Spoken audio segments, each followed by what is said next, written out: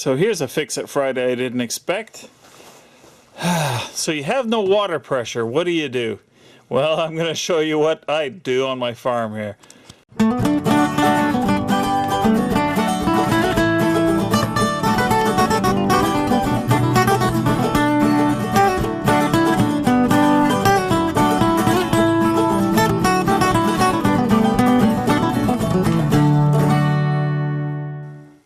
Okay, so we've got no well water pressure. What's the first thing that we want to check?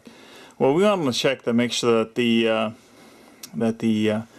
line to the barn, which is where my wife noticed the zero pressure, isn't frozen. Well, the only way to check that is to go into the house and run the water in there and see if the water is running freely in there, but we're not getting anything in the barn. Then our line to the barn went and froze. And I did check that, and I watched as the water pressure in the house dropped to zero. So there's another problem. So what's the next thing you want to check? Well, for me, so I've got my own well, obviously. I checked that my well pump breaker isn't tripped. And it's not tripped. If it was tripped, it would be like halfway. What I would do next is I would cycle the breaker, just in case, and see if there's any problem.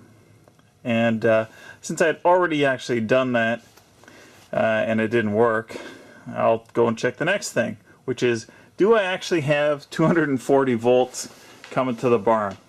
Well, where's the easiest place to check that? Well, that's my welding plug. So let's go there and we'll measure the voltage.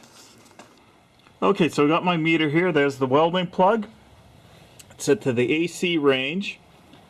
And I've made sure that these are plugged into the voltage terminals, not the amp terminals, which would be a major problem. And I'm going to do something right now. Excuse me. This is going to make everybody cringe. And we're reading 240 volts. It's close enough.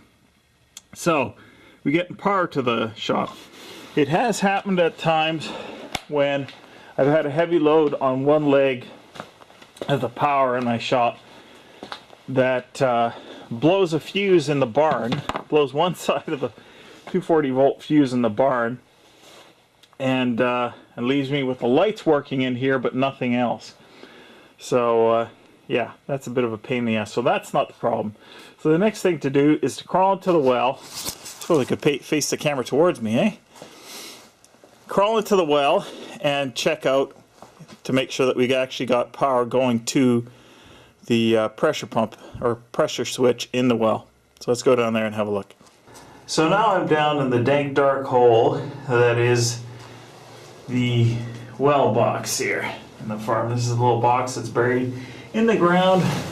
You're roughly at ground level here. The well line goes over there, and there's a new well over there. The old well used to be right behind us right there. But we had a new well drilled, I don't know how many years ago it was, 10 years ago probably, because the old well collapsed. We didn't get anything. So what we're going to do now is I took the cover off the pressure switch, and I'm going to check to see that we have continuity. So this is the power supply coming in right here, and you might not be able to see the wires, but they go on the outsides of the terminals on this thing. And did you see that? That is the culprit of our problem, the little spark that you saw there. We've got voltage on the outside coming from the panel, which I verified that we had voltage going to our panel, because occasionally I'll blow a fuse, I'll take out half my circuit. But we checked the center of this. We are seeing contact, but you saw that little spark. You were lucky enough to see a little spark on that contact. And that is our problem here. When I came down here earlier, I checked the center voltage with those contacts closed like they are right now, and there's no voltage. There's voltage on the outside, but no voltage in the center. And that told me pretty quickly that the problem is this contact here. And if we can see better, whoops, there, it just closed again. Oh, we can hear the water pressure building again.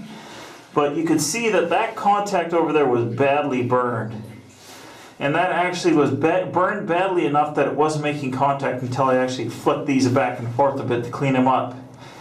So I'm going to wait for my wife to finish watering the animals. I'm going to shut off the power to this, and I'm going to get a points file and see if I can't clean those up so that they'll work reliably for the next day or so until I can get a replacement for this pressure switch.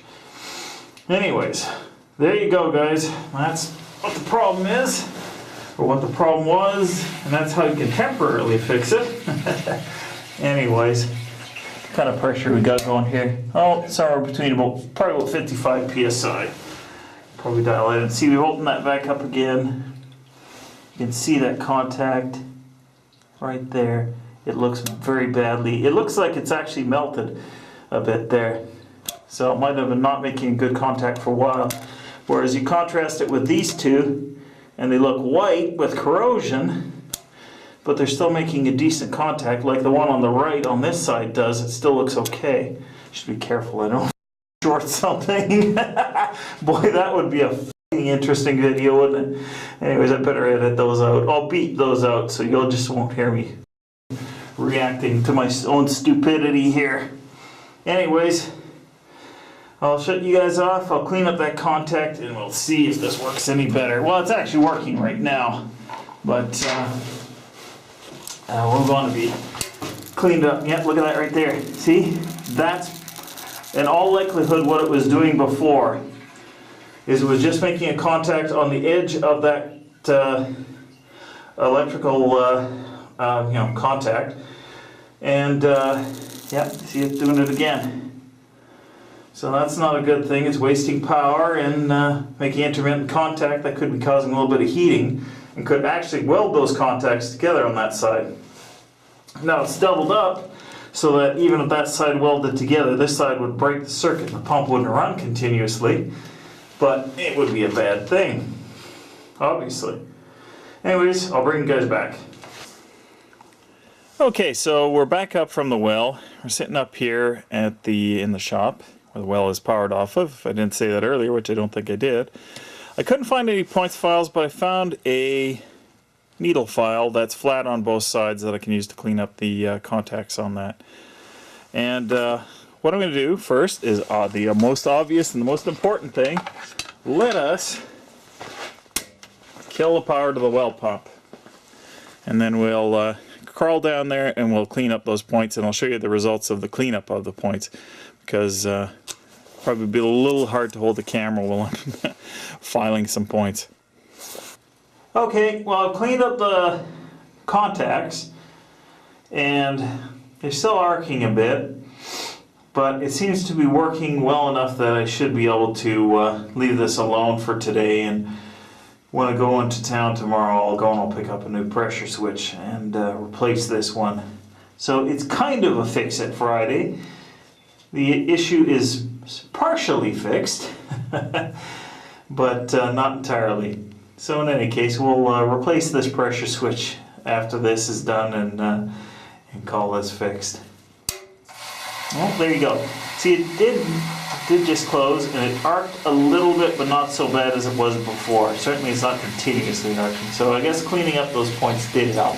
So there you go. It is actually fixed. There you go. But I'm still buying a new pressure switch. Later, guys. Thanks for watching.